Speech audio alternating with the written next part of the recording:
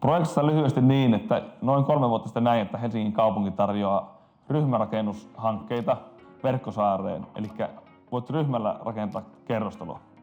Ja mä heti innostuin sitä ajatuksesta, että voi tehdä kimpassa kerrostaloa. Mun nimi on Samuel Soronen ja mä oon toiminut tämän asunto-osakeyhtiön Helsingin Venetsian ryhmänvetäjänä ja sitten nyt hallituksen puheenjohtaja.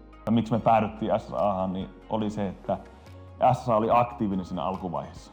Me haluttiin KVR-urakoitsijan, jonka kanssa me yhdessä kehitetään se hanke ja saadaan siitä kannattavaa meille ja kannattavaa myös sille rakentajalle. Ja siinä heti kärkeen tuli sellainen fiilis, että SSA:n kanssa se kaikista helpoiten onnistuu. Aika pian me sitten päästiin semmoiseen arviohintaan, mikä se kokonaisuus voisi olla ja minkälaisia asuntoja se silloin tarkoittaisi, montako asuntoa, minkä kokoisia ja minkälainen se prosessi kokonaisuudessa olisi. Mikä on säilynyt alusta loppuun, mikä on oikeastaan vähän poikkeuksellistakin, että melkein alussa oli kaikkein tiukimmat neuvottelut.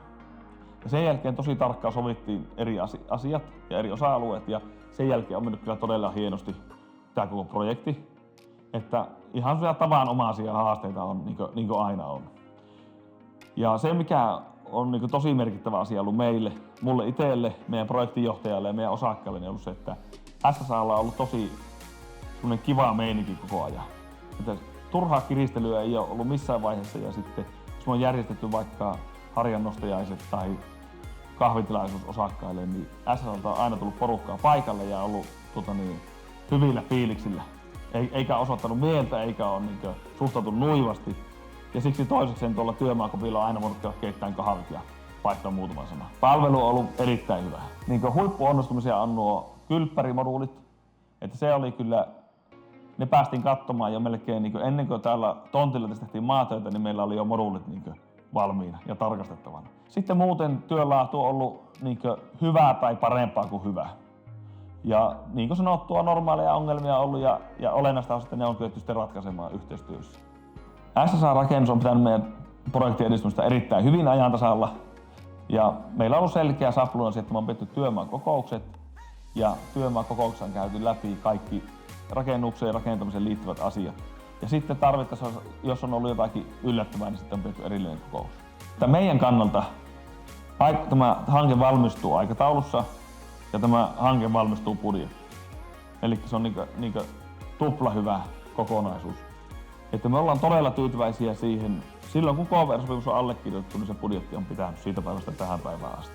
Vaikka ollaankin eri puolilla pöytää, niin on kuitenkin siinä missä ollaan oltu samalla puolella pöytää, että kaikki on pyrkinyt samaan lopputulokseen saada turvalliset, terveelliset ja hienot asunnot osakkaille. Mä suosittelisin SSA:ta muille oikein lämpimästi. Perustelut se, että SSA on koko projektin ajan halunnut varmistua siitä, että myöskin tilaaja onnistuu. Ei vain he itse, vaan että tilaaja onnistuu. Sitten toinen asia, tämä SSA on aktiivinen kehittämään toimivia ratkaisuja niin, että se helpottaa sitä aikataulua ja budjettia. Se on merkittävä asia. Ja sitten kolmas se, että jos yhtiössä on hyvät arvot ja hyvät toimintatavat, niin se heijastuu nimenomaan siihen, että on kiva tehdä yhdessä töitä.